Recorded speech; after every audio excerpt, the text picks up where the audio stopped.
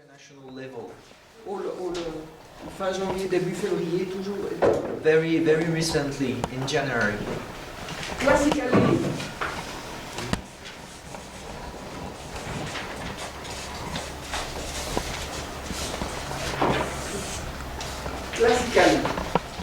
the design method is very near of the classical objects.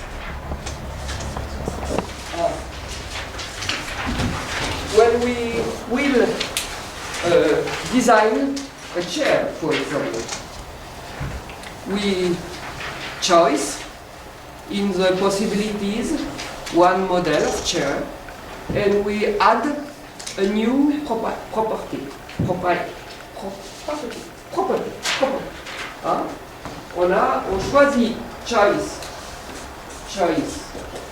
of an object plus new property.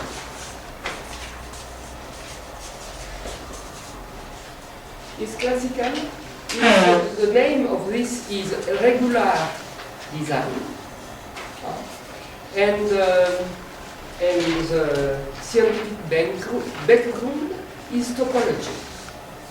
We reason on voisinage, comme on dit voisinage, as in topology. Non, je ne sais pas. Neighborhood. Yes. Neighborhood. Yes. Exactly. Two. We reason not on the classical objects, given objects, but on properties. And we choose two types of properties, very different. For example, comfortable chair, and the comfortable, and par exemple, la légèreté. One aspect of a chair being comfortable can be it to be light. Là, alors par exemple, on a deux propriétés. We have two properties. Et on fait de l'analyse combinatoire. We make a combinatory analysis. On choisit, on construit des possibilités. We build possibilities. Et on en choisit une. And we choose one. Là, on s'éloigne déjà des objets classiques. At that point, we are going a little far from classical objects. We have a space of possibilities. And third, we are two space.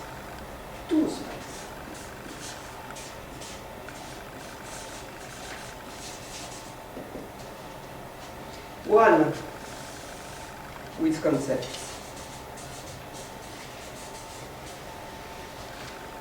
There are no true, no false, no axiom of choice, no logical properties. And here, knowledge, as in the construct and knowledge.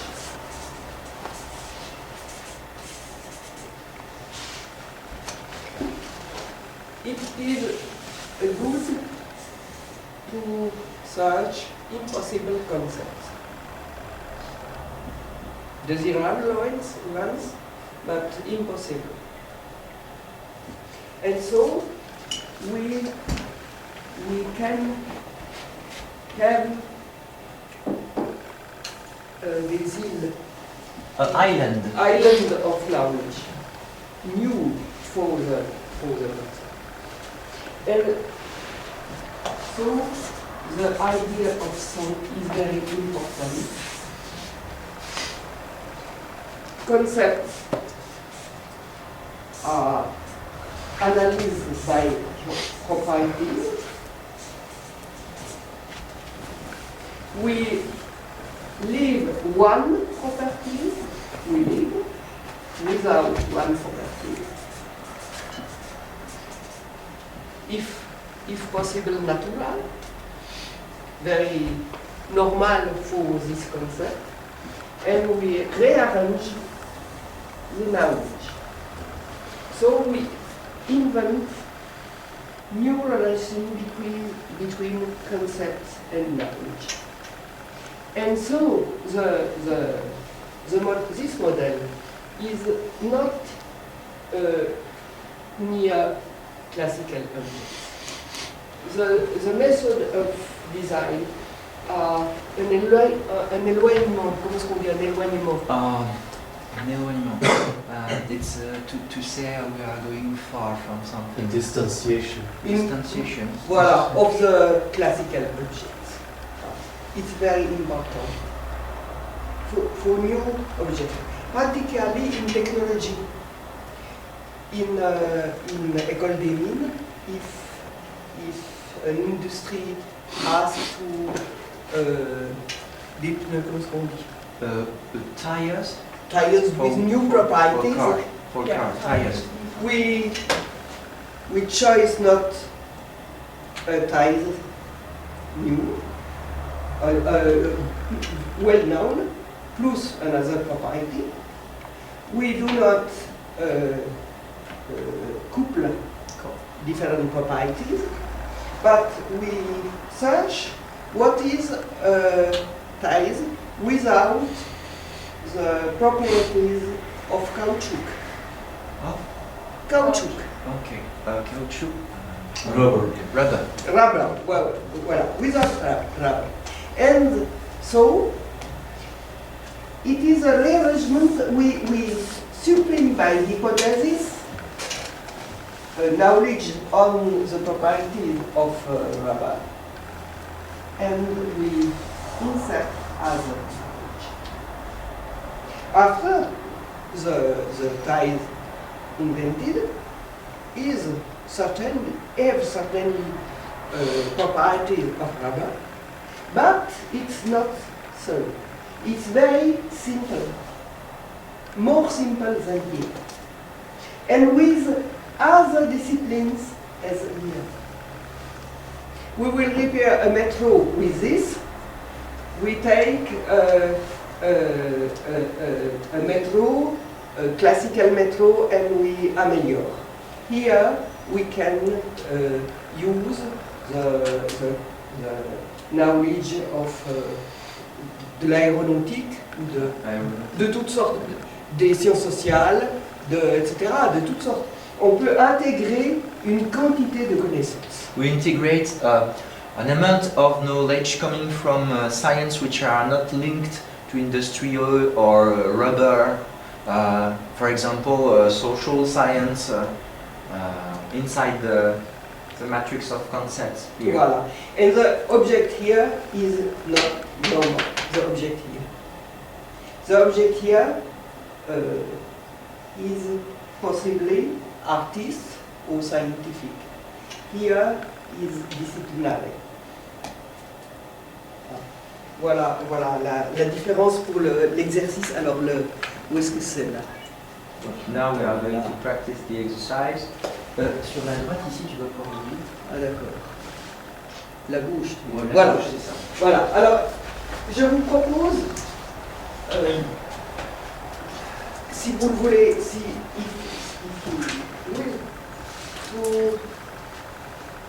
to invent new concepts that shows the compatibility between the concept of classical epistemology and the concept of generic non-standard epistemology. And the matrix is not a bound because the combinations are not commutative. What is collective intimacy for classical truth, or what is classical truth for collective intimacy? Collective intimacy is perhaps to be taken as a concept with the knowledge of classical philosophy or classical science to give another concept. And inversely, we can take truths as concept and search knowledge, etc. And so the matrix has not only two dimensions, dimensions, but 3, but any dimension is finally quasi-spherical, and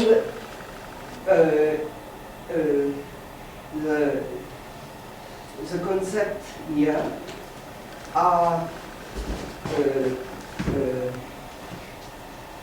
faces of objects, artistic or scientists, etc. And it is a machine to invent a new concept, intermediary concept. It's not the replacement of the matrix of François yesterday, but is an intermediary for the design of concepts. So I do not know if you will exert with the nebulous to try to invent the concept. If I can sum up the proposition, you can. It's your turn to make a trial. Anne Françoise insists for you not to consider this as a board. This is not a board. This is not an Excel two-dimension board, but you have to consider each area as a micro collider. Là, le micro collider in voilà between concepts and narrations. So when you are taking a classical concept from science, for example, truth, you make a collision in this method to see how it can produce new aspects for this object. For example, introducing it in the comprehension as a side that has not been, as a face that has not been considered until now. So maybe you can work by a group of 2 persons. We have about 3/4 before lunch. So maybe we can take 1/4 in group, and then we can share the results. So you choose the collider you want, but maybe we can ask, on peut essayer de leur demander de choisir une case, mais de confronter dans les deux sens pour essayer Voilà. You can... Ou plusieurs. On peut avoir des flashs, n'est-ce pas, d'idées comme ça. Ça dépend. You can try each collision you want to in your binomial group, and for a quarter, and then we will share the result if it brings new terms or new description. Okay. Is there a group is ready to explain what he has done?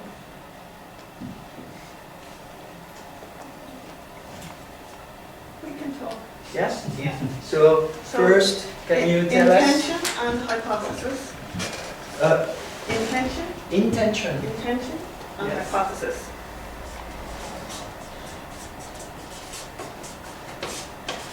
This one? Yes.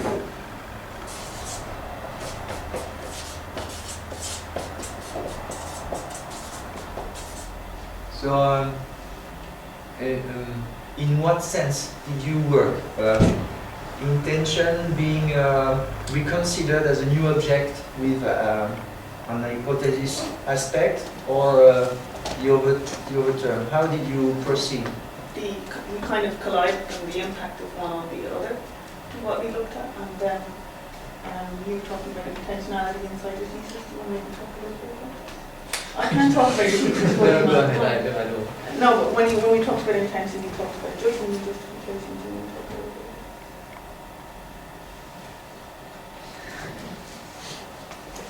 bit? Talk about thesis about the ethics of killing civilians in war. So there was like part of the thesis about intention, how does the intention matter in justification of the action. how does the intention of a soldier matters in killing a innocent civilian. Well, that's my whole contribution. You mean killing civils with good intention or justification by the intention? Like Justification. why, why? What's the intent? Like, how does it matter the intention of a soldier in killing a civilian? And we talked about. For example, there is a doctrine which is called a doctrine of double effect. If you bomb, let's say, munitions factory, and but by bombing you kill the village, like you kill like some children in the village, but your intention is to bomb a factory, not to kill these children, but you anyway kill them. So that's the whole point about the intentionality.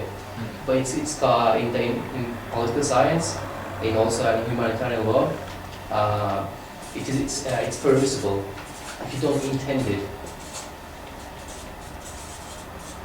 So this notion of contingency that arises from this, and also looking at sort of motivating factors like desire and agency inside that, and how would this relate to the kind of weak projection of a hypothesis.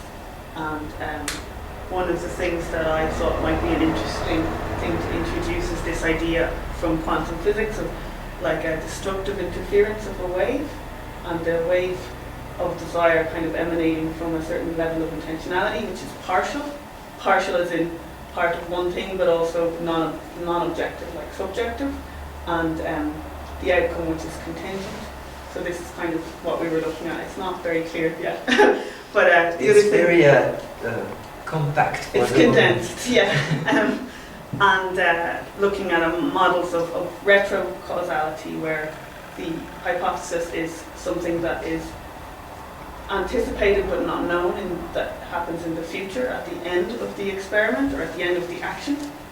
And the present is something that can also be affected by something that happens in the future, and that being sort of when we change an idea, a kind of a linear idea of time, how that might affect how we would think both intention and hypothesis and how they influence each other. So that's as far as we got with the collider, I think.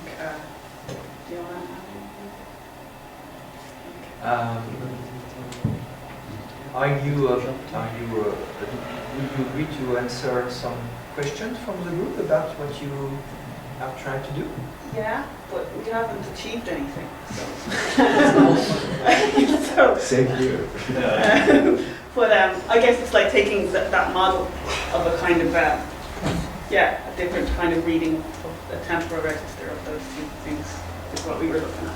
Yeah, I guess we could take questions, whether you'll be satisfied with the answers.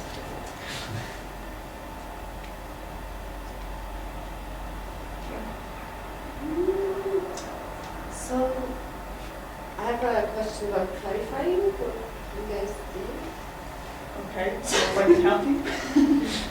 So, you're saying that hypothesis is something that will only come out at the end? No, but to come up with a hypothesis, it's still a gesture, but it's like a weak projection into the future. It's not the same as a speculation or conjecture. It's based on something, on an acknowledgement of the little knowledge you have, with the hope of achieving more knowledge. That's how I understand hypothesis. Is that fair to one? And so, what do you say about the time? Well, I thought it was an interesting thing to apply to the notion of hypothesis. That if the outcome is unknown and the knowledge is unknown, but that you could look at. But yeah, what happens to the notion of hypothesis when we apply a model of something like retro-causality to that, where the outcome also affects the outcome that is unknown in the future also affects the present. That's it. It's just like what happens when we kind of force those two models together or collide them, as it were.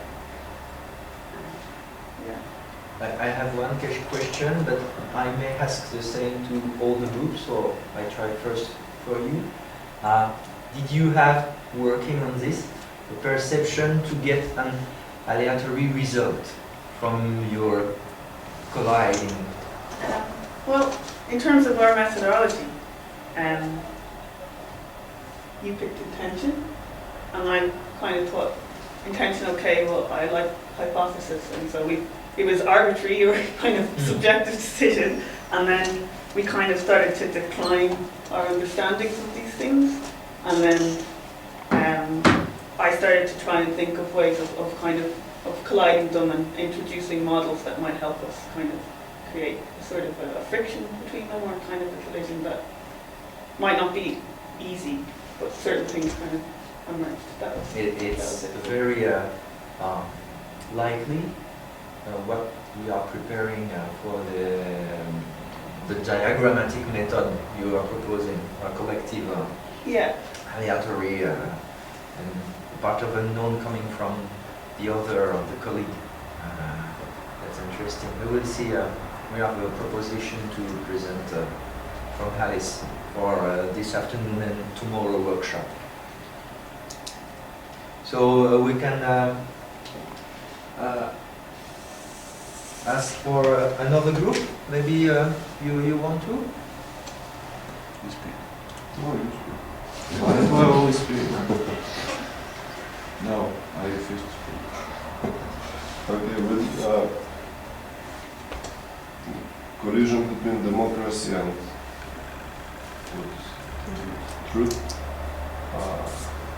war.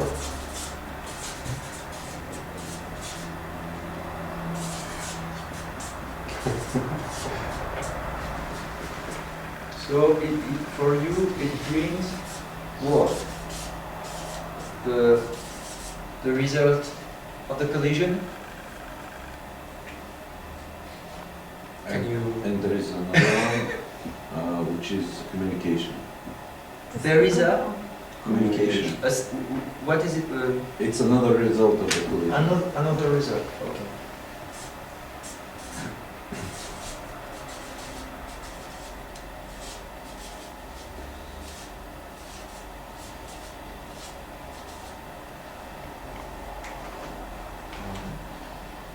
Can you explain a little more of the process, or how you think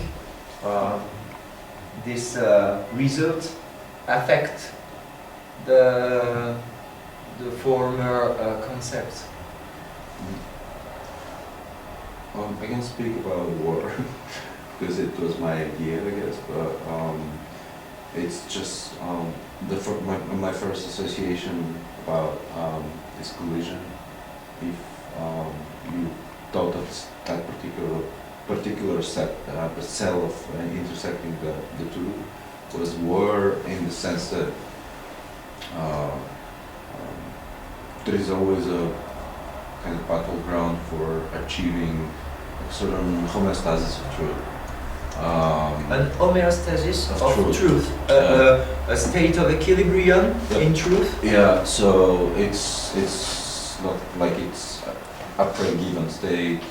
You have to actually enter in a sort of speculative contradiction with other agents and subjectivities in order to come to a conclusion, which has epistemological value, and which is solidly recognized between people, communities, etc. So the intersection between democracy and truth for me would be to kind of wage a war that precedes the sedentary quality of truth. Is someone having a question about this part of their work, of their This is kind of like my speculation, and it's not like everything we wrote down here is.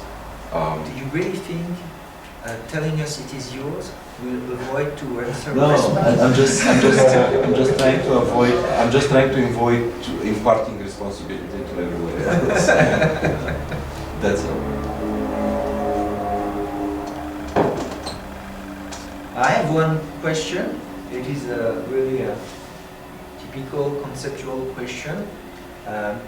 If this collision bring a speculative result, which is war, Um, what do you imagine would have been done to have the contrary peace as a result?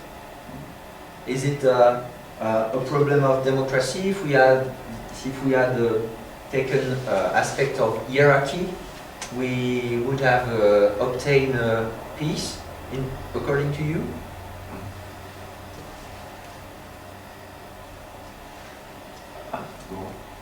War would not. War doesn't always mean a bad thing. It doesn't mean bad thing like war and peace. It might mean polemos.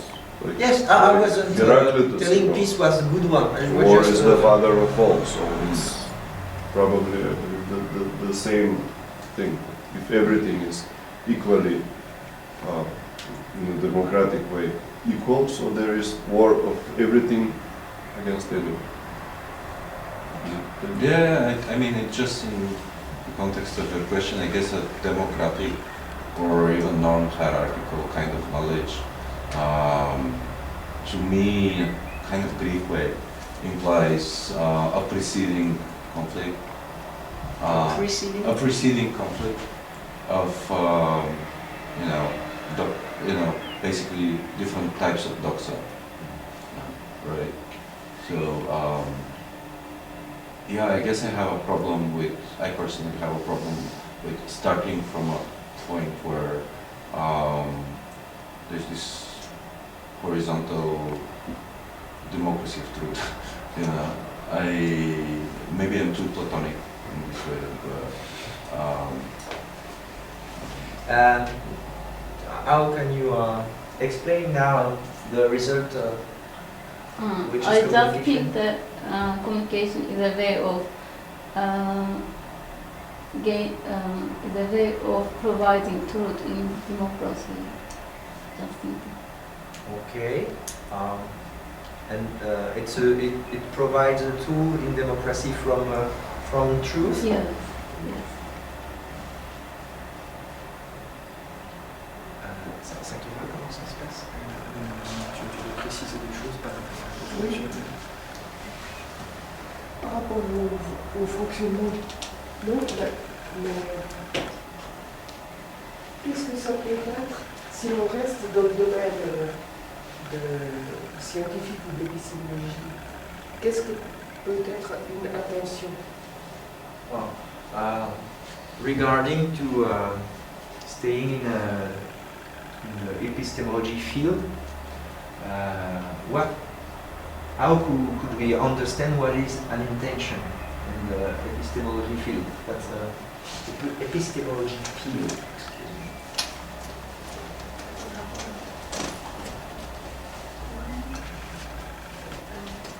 I don't know how to answer that question. The intention is an appearance of unity of the object.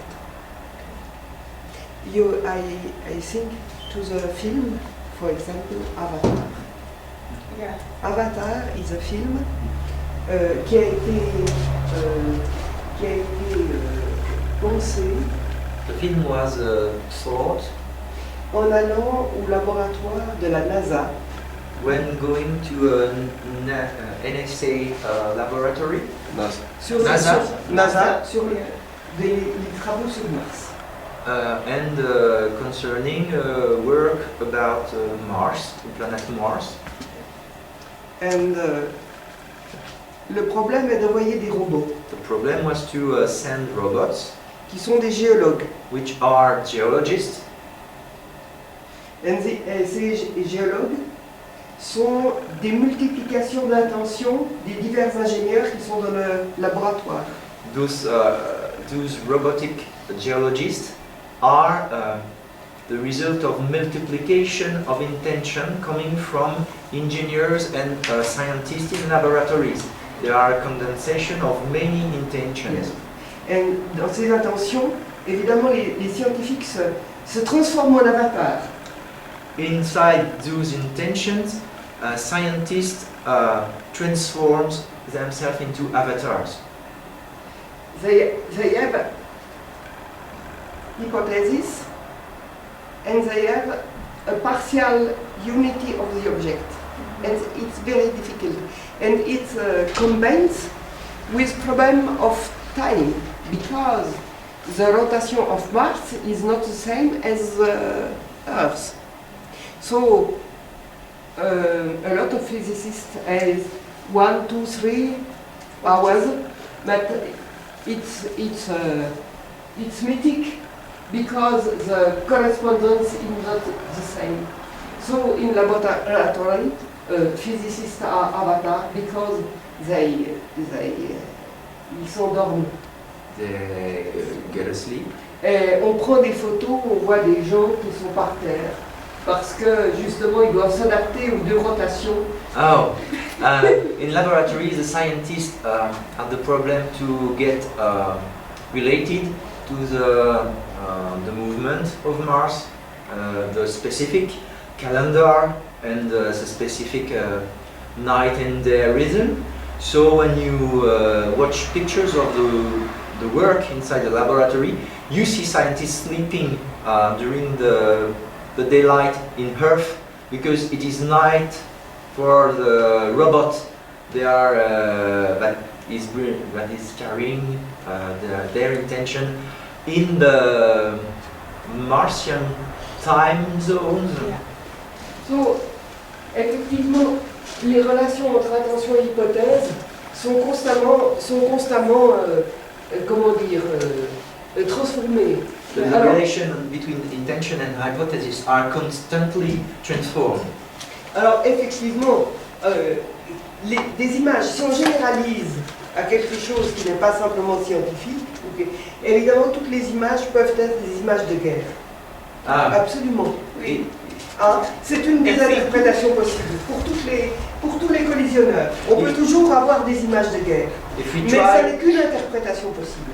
If you try to make a generalization of this problem, we may obtain each time images of war. Alors, democracy and truth to war, it's a Platonistic idea. Huh? Yes, it's a Platonistic idea. And democracy in science. What is the non-sufficiency of each discipline in the relation with the other? It's perhaps war in truth, but in serious colloquium, Austin said, true. Perhaps there are an effect on the theories on truth, deflationarization of truth. It's a possibility. Austin, le linguiste qui parlait de l'informativité. Oui, c'est le philosophe. Le philosophe.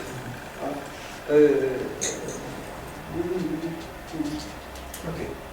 Par exemple. Mais il peut y avoir une quantité de communication. There can be an amount of communication. Communication, the signification is to bring together a charge. A load. A load. Menus. Non, comment ça se dit la charge en latin? Comme. Mais c'est l'idée de porter une charge ensemble. It is the idea to carry together loads. Loads. Yeah. What is the signification for truth or for democracy? And so, with loads, democracy and war is not exactly the same. So, bon. Hypothesis. Nous sommes à peu près. Très bien. Ouais. Est-ce que we have many 5 minutes to hear the other group? Two groups. Two groups. There is two groups remaining. Jordan, is it okay to just to? Yes, yes, 10 minutes or something. Okay. Okay, so No, you are the last collider okay. because you were slow.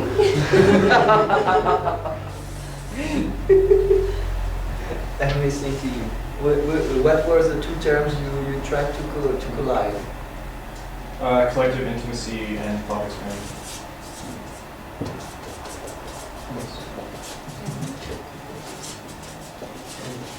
Excuse me, collective intimacy and Thought experiment. Thought experiment. Ah, so Thought experiment. oh, thought. Okay.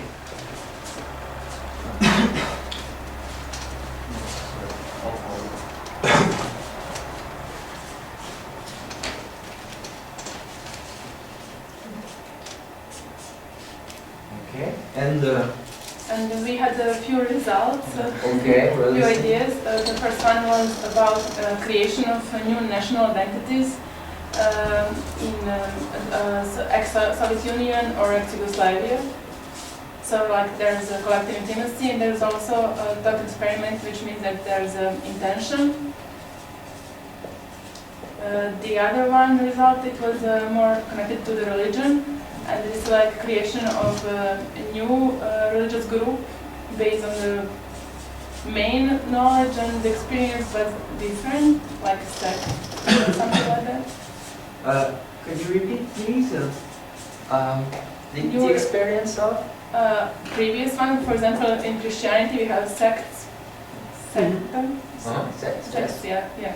So it would be also like experiment between previous concepts and knowledge, so exchange, but based on the previous experience, let's say. There was then this... I mean, I had this idea that somehow the Holy Spirit is a thought experiment in collective intimacy. The Holy Holy Spirit The Holy Spirit? is a thought experiment in collective intimacy. Okay. And so somehow thinking a generic Holy Spirit would be a political project or something. Or insufficient, maybe. And also roles in the family like collective intimacy, so traditional roles based mainly on biological perspective. But we didn't have the result of that one, so just we questioned it. Oh.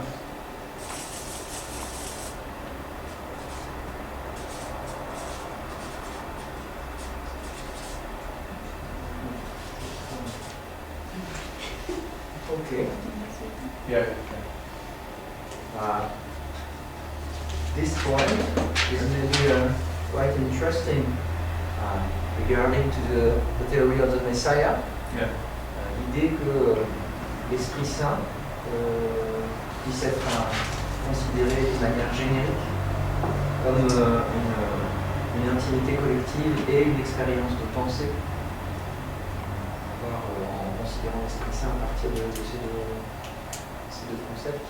Est-ce qu'il y a une théorie de l'Esprit Saint non transcendante possible pour le Messie? Est-ce qu'on a une expérience uniquement solitaire du Messie? Ou est-ce qu'il y a une intimité collective du messianisme portée par les sujets? I translate my question. I'm asking Forms of Realism if this theory of the Messiah, the function of the Messiah, can be thought as a collective experience, and does it respond in a certain manner of the generic approach of the Holy Spirit concept? The messianic subject is often a we. The Messiah is often a we. A we. Le Messie est souvent un nous, une collectivité.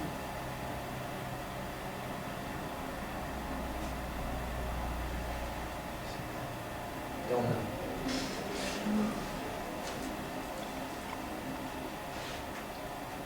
It's up to you.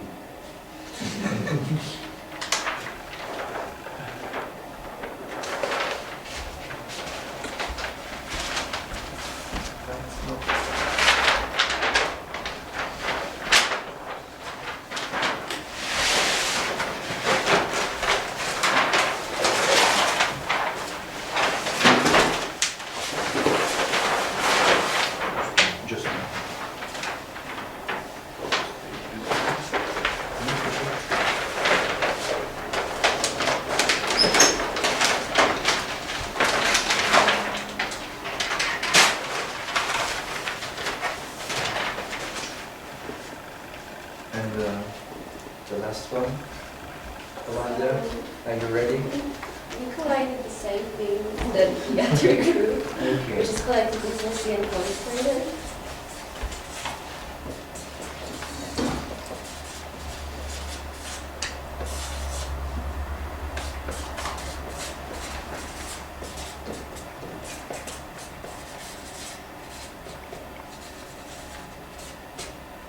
And the produced concept is generic thought experiment. Generic thought Experiment, yeah.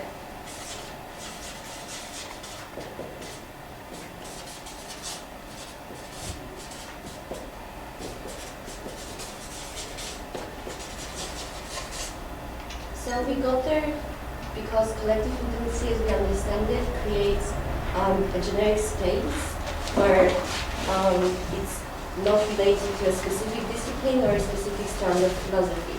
So colliding it with a thought experiment made us think about what would it mean to have a generic thought experiment. So a thought experiment that's not related to a strand of philosophy or to a specific scientific discipline. So that's how we got to this interplay between the two, where generic thought experiment would reveal new dimensions to collective intimacy, and the new dimension that we want to reveal with it is the non-human dimension of collective intimacy, which is not tied to any type of human science or human knowledge specifically. And then in return, it also reveals a new dimension to thought experiments themselves, because it can unbound thought from language, because correlated thought and language is a specific philosophical humanistic idea. So we were thinking how to approach a generic thought that's not tied to language, and that's how we got to ideas of animality and non-human thought experiments that would not be expressed in language. Yeah, I just wrote, we have also with the collective generic space and the production of the indeterminate subject. So the experiments would be across brains and across other minds, and so the space of like minds and brains across inter-species or inter-animal space would be a place to experiment to figure out a different type of generic epistemology. So, because you had the same two concepts colliding, what do you think in the former group of what happened here regarding to what happens here? To what happens in your own group, excuse me. I think there are some similarities that we notice dimensions of commonality and collectivity, and waiting for some kind of an experience that's not determined in a way that there's only one subject experiencing it. So there are really similarities. And I think also the Holy Spirit is also connected with where we were going, as we were trying to get out of the language-based epistemology, and I think the Holy Spirit also is doing a similar gesture. Very differently. But very different. Yes, very interesting point. Si nous pouvons remplir toute la matrice, If we can fulfill the whole matrix, vous verrez qu'il y a des orientations qui vont se dessiner. you could see that progressively tendencies will draw out or will sketch out from the fulfilling of the whole matrix. Et vous verrez que dans cette orientation, les sens que vous aurez donnés à intention, à expérience de pensée, etc., vont se modifier. And you will see in those tendencies the meanings of the initial concepts turning different. En éthique, on s'aperçoit où il y a beaucoup de méthodes par matrice. À Nottingham, à l'université de Nottingham, des biologistes ont inventé une matrice pour l'évaluation des objets scientifiques. In ethics, you will see there are a lot of metrics to make evaluations of scientific objects, especially in Nottingham. Ouais, c'est the origin. The origin of this processing. And in Nottingham, tu as donné aussi une conférence sur l'éthique qui était sous forme de matrice aussi. There were once La matrice. a lecture from François Larrey who was under the form of a matrix. Voilà. À Nottingham, maintenant, il y a Kate Millard, par exemple, qui Ben Mefam, Kate Millard, etc. Those are two researchers. Or, ce qui est remarquable, in this way. ce qui est remarquable, What is notable, c'est que plus on choisit de paramètres the more dans la you, matrice, the more parameters, the more excuse me, voilà, parameters you choose, oui, plus les orientations éthiques, les orientations orientées futures commencent à émerger. the more tendencies emerge. Si on a une matrice réduite, trop réduite, If you have a too small matrix, cela devient de nouveau un tableau. it stay a board. Ah bon, It a dead board. return to be a board, A dead a simple board. And ça a été une surprise. Ça a été une surprise que la complexité amène de la clarté. It was a real big surprise to observe that complexity brings clarity and simplicity brings reductionism. Is it okay? Maybe we can conclude on this point and go to lunch. Vous avez vu, it is very difficult to construct the matrix. You have it is difficult, but it's uncomfortable. Yes. It's very uncomfortable. But this uncomfortability is very important for invention. So we are not, nous ne partons pas d'objets connus, We do not start from a known object. mais nous partons d'une sorte d'inconfort We start from a certain state of uneasiness qui arrive à se poser à peu près par la systématicité de la pensée, par les compatibilités that, que l'on construit. that become to Une forme de that become to a form of state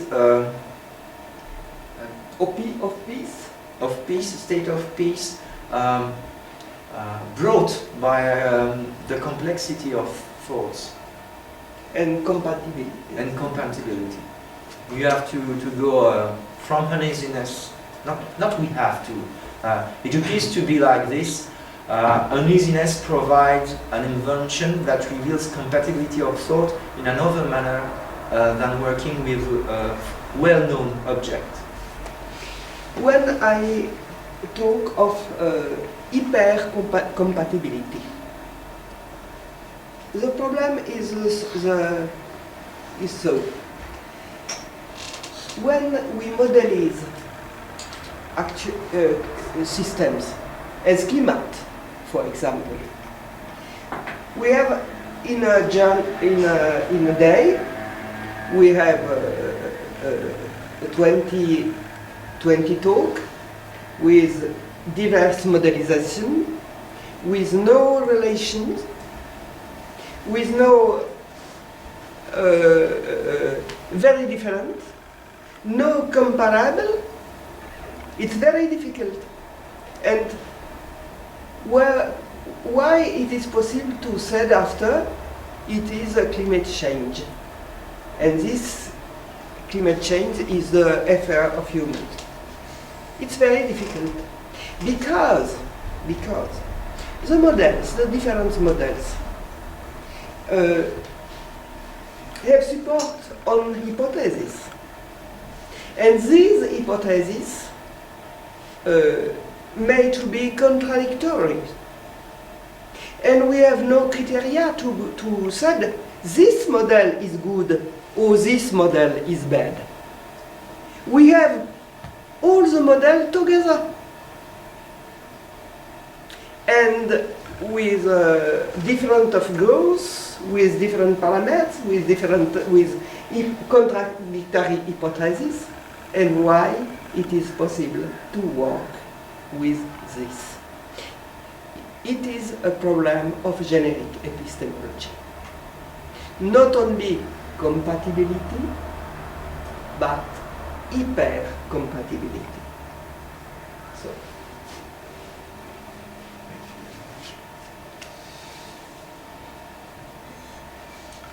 Any question maybe before we go, or we can?